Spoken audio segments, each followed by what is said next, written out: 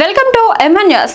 భూపాలపల్లి మున్సిపాలిటీలో 152 మంది కార్మికుల వేతనాల కోతపై బీఆర్ఎస్ పార్టీ భూపాలపల్లి నియోజకవర్గ ఇన్ఛార్జ్ మాజీ ఎమ్మెల్యే గండ్ర వెంకటరమణారెడ్డి తీవ్రంగా స్పందించారు.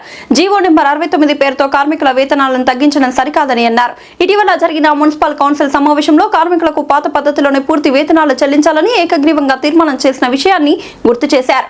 అయినా వేతనాల విషయంలో స్పష్టత లేకపోవడం, ఆగస్టు 14వ తేదీ వచ్చినా జీతాలు చెల్లించకపోవడం దారుణమన్నారు. ఒక్కో కార్మికుడి వేతనం నుంచి 1000 రూపాయల నుంచి 4900 రూపాయల వరకు కోత పడే పరిస్థితి ఉందని, దీనివల్ల వారి కుటుంబాలపై ఆర్థిక భారం పడుతుందని ఆవేదన వ్యక్తం చేశారు. కార్మికుల సమస్యను ప్రభుత్వం, మున్సిపల్ అధికారులు వెంటనే పరిష్కరించి పాత పద్ధతిలో పూర్తి జీతాలు చెల్లించాలని డిమాండ్ చేశారు. సమస్య పరిష్కారం కాకపోతే పారిశుద్ధ్యం, మంచినీటి సరఫరా వంటి కీలక సేవలు ప్రభావితమయ్యే అవకాశం ఉందని హెచ్చరించారు. అవసరమైతే కార్మికుల పక్షాన నిలబడి మున్సిపాలిటీని స్తంభింపచేసే స్థాయిలో ఆందోళన చేపడతామని గండ్ర వెంకటరమణారెడ్డి స్పష్టం చేశారు.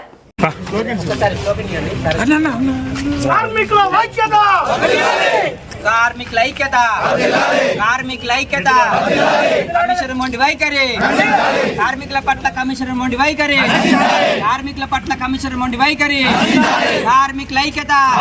భూపాలపల్లి మున్సిపాలిటీలో పనిచేస్తున్నటువంటి కార్మిక సోదరులు వారికి ఇవ్వాల్సినటువంటి జీతభత్యాలను తగ్గియాలని హైదరాబాద్ నుంచి సిఆర్డి నుంచి ఒక కొత్త జీవో వచ్చింది. జీవో నెంబర్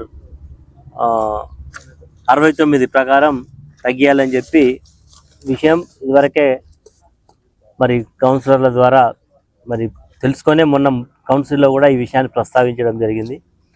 కౌన్సిల్లో యునానిమస్ రెజల్యూషన్ పాస్ చేసిండ్రు. 152 మందికి ఎవరికేం తగ్గకుండా పాత పద్ధతుల్లో ఇవ్వాలని చెప్పి కూడా నిర్ణయం చేయడం జరిగింది.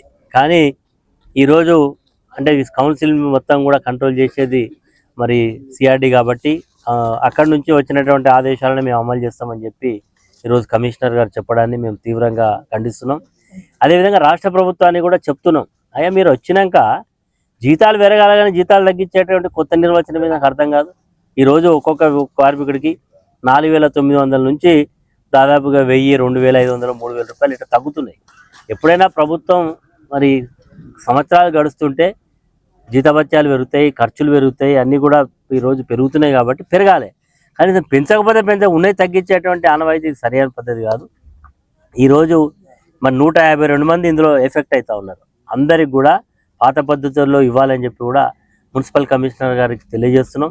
మరి కమిషనర్ గారు కూడా బేషాలకు పట్టింపులకు అవసరం లేదు. వారు తక్షణమే వారి యొక్క పైన ఉండేటువంటి అధికారుల దృష్టికి తీసుకెళ్ళి ఒకవేళ కనుక ఇది ఇంప్లిమెంట్ చేయకపోతే మాత్రం మరి మున్సిపాలిటీలో కార్మికులు ఎవరు కూడా వచ్చే పరిస్థితి లేదు. ఇక్కడ పారిశుద్ధ్యం లోపిస్తున్న విషయాన్ని కూడా తెలియజేసి పాత పద్ధతులు ఇవ్వాలని చెప్పి మేము ఈ సందర్భంగా ప్రభుత్వం దృష్టికి తీసుకెళ్తున్నాం. అదేవిధంగా ఇట్లనే చేస్తే మాత్రం ఇది ఇంతటితో ఆగదు. ఏదో ఇక్కడ కార్మికులే కదా 152 మందితో ఏమవుతుందని అనుకుంటే అది తప్పకుండా మేమందరం కూడా వారి వెనకాల ఉంటాం. మొత్తం కూడా భూపాలపల్లిని స్తంభింపజేస్తాం. రేపటి నుంచి నీళ్లు బంద్ అవుతాయి, పారిశుద్ధ్యం బంద్ అవుతుంది, మొత్తం వ్యవస్థ ఎక్కడికక్కడ అవుతుంది. కాబట్టి తక్షణమే పాత పద్ధతుల్లో వేతనాలు ఇవ్వాలని చెప్పి కోరుతూ వీరు చేస్తున్నటువంటి న్యాయమైనటువంటి ఈ యొక్క సమ్మెకు మేము సంఘీభావం తెలియజేస్తూ మరి తక్షణమే ఈరోజు మున్సిపల్ కమిషనర్ గారు కూడా మరి కౌన్సిల్ తీర్మానం జరిగిన తర్వాత మళ్ళీ దీన్ని కౌన్సిల్ యునానిమస్గా రెజల్యూషన్ పాస్ చేసింది కాబట్టి మీరు అవసరమైతే మీరు రాటిఫికేషన్ చేసుకొని హైదరాబాద్ నుంచి పర్మిషన్ తీసుకోండి, పాత పద్ధతిలో వాళ్ళందరికీ శాలరీస్ ఇవ్వమని చెప్పి సందర్భంగా కోరుతున్నాం. ఈ రోజుకి 14వ తారీఖు మరి ఇప్పటికి ఇంకా శాలరీస్ రాలేదట. మరి ఇప్పుడు ఎట్లా బతకాలి? వాళ్ళు పిల్లగాళ్ళకి ఏం పెట్టాలి, వాళ్ళేం తినాలి?